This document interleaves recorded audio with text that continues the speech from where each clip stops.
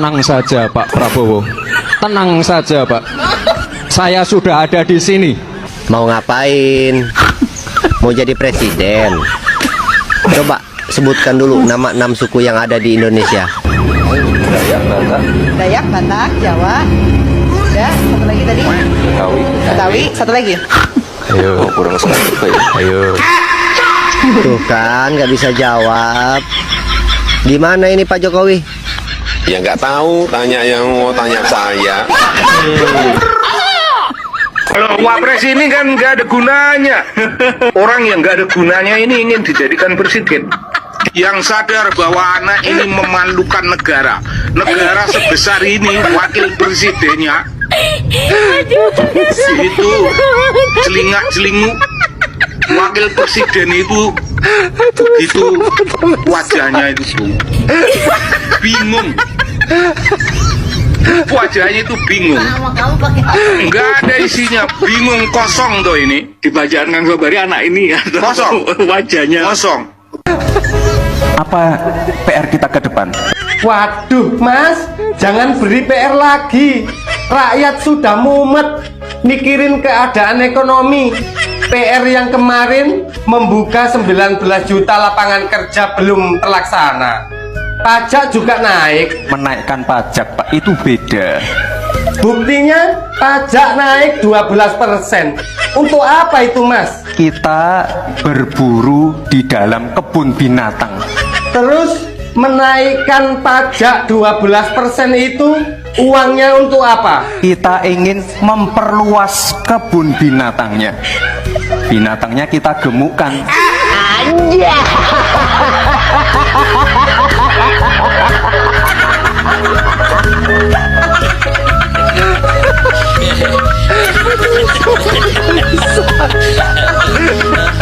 Nih, ada lagi beritanya nih tentang ijazah.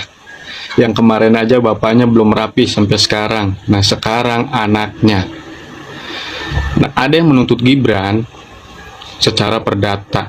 Dan menurut si penuntut, Gibran itu ada tindakan melawan hukum karena waktu pendaftaran sebagai cawapres, dia itu tidak menyertakan ijazah SMA-nya, hanya menyertakan ijazah dari luar negeri yang setara dengan SMA. Nah, menurut si penuntut, ijazah dari luar negeri itu apabila tidak disahkan oleh lembaga terkait seperti Kemendikbud, maka tidak dianggap sah.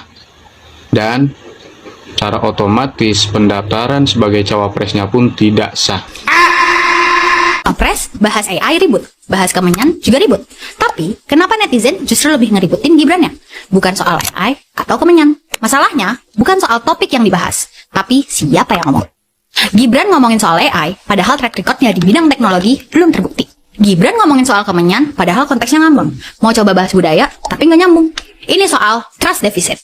Publik ngelihat Gibran bukan sebagai pemimpin yang muncul karena gagasan, tapi lewat jalur kilat alias politik dinasti. Jadi, tiap kali dia ngomong, banyak yang ngerasa, ini orang ngerti nggak sih apa yang dia omongin, atau cuma pengen kelihatan pinter. Dan ketika statementnya dibungkus gaya self-defense kayak, apa aja saya bahas pasti diliputin. itu malah kayak ngelimpahin kesalahan ke publik. Padahal ya, itu resiko nggak sih jadi pejabat publik? Disorot, dikritik, dituntut tanggung jawab. That's the job. Jadi, yang diributin publik bukan soal AI atau Kemenyan. Yang diributin publik adalah figur yang nggak bisa diandalkan, tapi pengen dianggap visioner.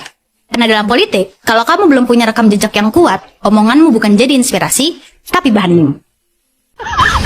Prabowo anggap Megawati lebih berguna di masa krisis dibandingkan Gibran. Pantesan akhir-akhir ini Pak Prabowo begitu dekat dengan Bu Megawati.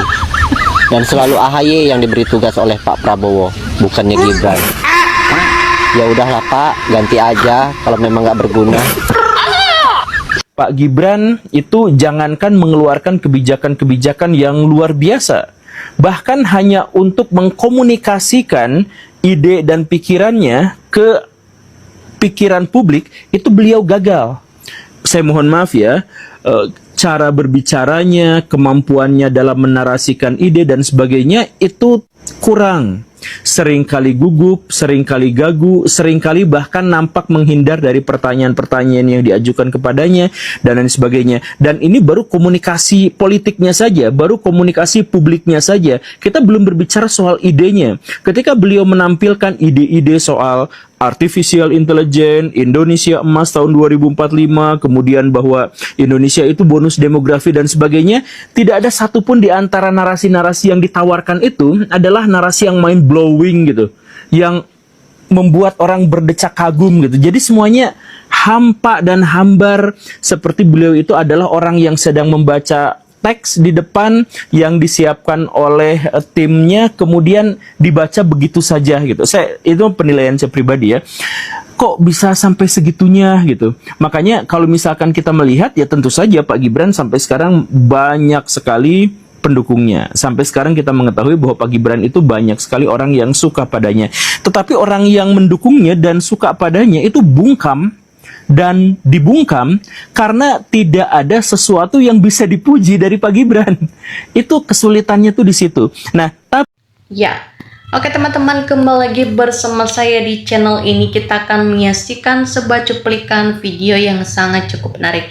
Nah teman-teman, tadi kita sudah memahami dan sudah menganalisis tentang isi videonya. Nah teman-teman, di sini sampaikan apapun yang namanya sesuatu hal dipaksakan tidak akan terjadi apapun jabatannya, hanya bikin malu saja. Nah karena kebohongannya dan dipertontonkan di rakyat Indonesia, maka lebih baik mundur saja daripada dicopot dengan cara yang tidak baik. Nah alangkah lebih baiknya Jokowi dan Gibran satu selkan saja. Nah memalukan saja Gibran wapres gak berguna, hanya Ade Armondonya aja yang bilang Gibran wapres cerdas di kalangan anak sekolah aja cerdas. Nah kita lihat bagaimana Gibran mundur dengan kemauan sendiri, berarti sudah tahu diri, tak malu lagi. Nah inilah negara yang sudah berkembang dan akan maju. Itu kalau untuk settingannya perdesaan baru mampu mimpi bikin sekelas negara saja. Nah, anak ini penipu pembohong, lebih parah kerusakan jikalau bapaknya dan anaknya diketahui para pembelanya kemerdekaan betapa marahnya. Nah, syukurlah kalau tahu diri, mundur segera ukur dirinya, jangan memaksakan diri kalau tidak mampu. Lebih cepat, lebih baik daripada janji membuka lowongan kerja 19 juta tapi sepotong saja belum ada. Kalau dia tahu diri sendiri, situasi terkesan lebih bagus jika inisiatif sendiri mengundurkan diri. Nah itu ketimbangan memazulkan. Nah di sini yang suka Gibran mudah sekali ditembak, dituntut saja. Orang-orang di PSI termulu-mulu plus buzzer atau buzzer-buzzernya memang gak suka kalau negara ini menjadi lebih baik. Nah tentunya kalau kita lihat kalau Gibran mengundurkan diri itu, semoga ada sadar ilmu pengetahuannya yang memiliki wapres Indonesia tidak dikurangan manusia yang berkualitas. Kenapa Prabowo memilih Gibran sebagai wapres yang sama sekali jauh dari harapan masyarakat. Nah kita lihat bagaimana Mas Gibran kenapa merasa nggak malu dengan segala cemoohan atau ocehan dan penilaian negatifnya. Nah tentunya jika benar berarti yang pintar bisa introspeksi diri atau dia juga sadar diri, lebih baik dia mundurkan diri saja.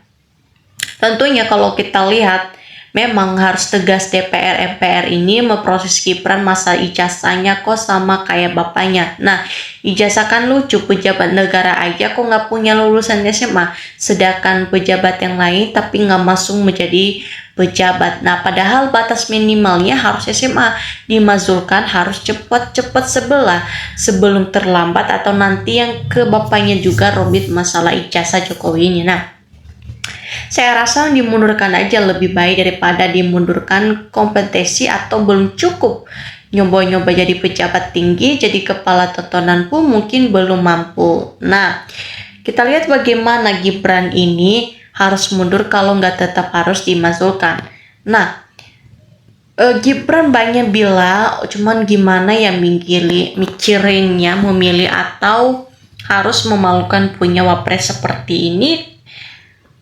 Nah, ini pejabat kalau dia ngomongnya kayak, kalau dia ngomong kayak nggak benar. Nah, memang si Republik Indonesia ini manusia lain sudah tidak ada lagi kepada wakil presiden, tidak ada lagi, atau di situ tahun udah tidak hasilnya apa wapres hanya pelongo-pelongo pusing-pusing negeri orang atau aja pada mumet tua pres ini. Nah, bagaimana kalau kita lihat lebih baik mundur kalau memang ijazah tidak memenuhi persyaratan daripada kemudian hari dimasulkan dan ditentu mempergunakan ijazah atau tidak sesuai dengan persyaratan untuk mendukung jabatan publik sebagai wapres. Kalau Jokowi nggak jadi presiden, Prabowo nggak mungkin jadi presiden, nggak ada yang mau repot atau uangnya buat suap atau para pejabat. Nah, tentunya bagaimana sedihnya memang sikon sekarang, kasihan para pendiri bangsa perjuangan begitu panjang dikotorin oleh siapa yang sedih-sedihnya. Nah, kita lihat wapres ini betul-betul pintar atau kebanggaan genetasi atau mudah dibilangin masa ada jaminan atau kesehatan diputusi selain Indonesia. Nah, lain negara-negara ini semua menghayatkan rakyat tapi independensi atau memutusi jaminan kesehatan. Nah, di luar biasanya membiarkan rakyat tidak mampu membayar rumah sakitnya. Nah, kita lihat bagaimanapun Gibran ini memundurkan diri wapres, kasihan belum mampu atau udahlah mundur, segera belajar dulu, kasihan daripada nanti dia cuman ngomongnya nggak nyambung. Nah, tentunya Jokowi juga Prabowo sebagai dua sejoli ini kaget perihal Gibran mundur kita orangnya. Nah, lebih cepat dari istana wapres lebih baik daripada rakyat menjemput paksa dalam gerakan pengadilan rakyatnya. Wapres ini bingung mau nolak, gak berani dijalani hasilnya seperti ini Pak Gibran. Karbitannya maka masih kurang. Nah, Fufufa makan gaji buta dari pajak rakyat dikumpulin, menguti tiap hari dan tiap tahun. Nah, di praktek hukum ini pesanan ibaratnya kalau jadi maling itu harus rakyat begitu ketahui. Nah, maka langsung diproses dan dipenjarakan. Tapi kalau jadi maling itu pejabat pengadilan berkuasa begitunya menutup, dimasalahkan dan dipenjarakan guna menutup kejahatan sang pejabat penguasanya. Nah, hukum pesanan berdasarkan rakyat yayasan orang diduga melanggar memasukkan tetapi tidak diproses, itu cara menutupi pelanggaran orang itu agar orang itu kelihatannya tidak melanggar. Contohnya ialah memalukan tanda tangan Prof. Naim. Nah, tentangnya kita lihat bapaknya juga tidak bisa membaca keadaan, anaknya tidak ngerti apa-apa dipaksa jadi jabatan wapres, sudahlah jadi bahan bikin malu orang lain. Nah, buat malu kayak gitu jadi wapres sudah dengan bapaknya lebih dari anaknya.